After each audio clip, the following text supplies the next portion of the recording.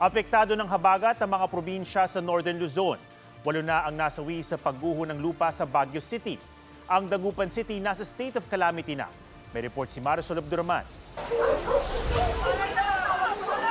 Ilang araw nang inuulan ang Baguio City, kaya kagabi gumuho ang lupa sa Gisag Surong at nabagsakan ng mga bato at putik ang ilang bahay. Oh, malakas na kalabog yun. Ang alam ko parang malakas na hangin. Kaya lang nagtaka ako nung lumagapak na hindi ko maintindihan yung lagapak niya. Kaya nagtakbuhan kami dito. Sinuong ng mga rescuer ang dilim at ulan. Bukod sa hirap mismo ng paghuhukay, dagdag challenge nga sa mga rescuer itong ulan na patuloy pa rin nating nararanasan. 13 ang natabunan ayon sa Baguio PIO. As of 8 p.m., 8 ang naitalang patay. Bukod sa 7 wala ng buhay ng mahukay, pumanaw sa ospital ang isa sa 3 nasagip ng buhay. Isa ang buhay pa ng na-rescue. 2 pa ang patuloy na hinahanap. Kasi gumamit din po kami ng yung life detector, ano?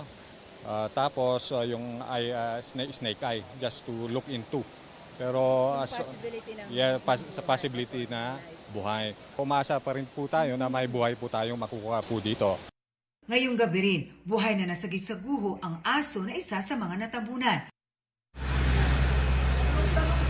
Bago magtanghali kanina, na water flushing na, nag-deploy pa ng K9 dogs. Inabisuhan ding lumikas ang mga nakatira pa rin sa landslide area. Siyempre, comfort zone nila eh. Hindi mo rin masisi siyempre. People feel comfortable. Matagal na kami rito. Wala naman nangyayari rito. Mas malalakas pa yung mga ulan noon. Kusa namang nag-evacuate ang ilang taga-Luna La Union. Hanggang bewang na kasi ang tubig. Lubog pa rin yung bahay namin eh. Baka sa Huwebes, kung titigil na yung ulan, saka na kami babalik. Gagamit na raw ng water pump ang munisipyo para mas mabilis na masipsip ang baha sa mga bahay. Sabay ng Aringay kung saan nagka-flash flood kahapon, sinimulan na ang pag-alis sa mga natumbang puno at debris sa isang waterway. Binaharin ang ilang lugar sa Banang Bawang at lungsod ng San Fernando. Nasa state of calamity na ang Dagupan City, Pangasinan na may mga binahang lugar kasunod ng walang puknat na pag-ulan. Nagpatupad na ng preemptive evacuation sa Barangay Maluwid. Sa Kalasyaw, binaha ang ilang kalsada dahil sa pag-apaw ng Marusay River.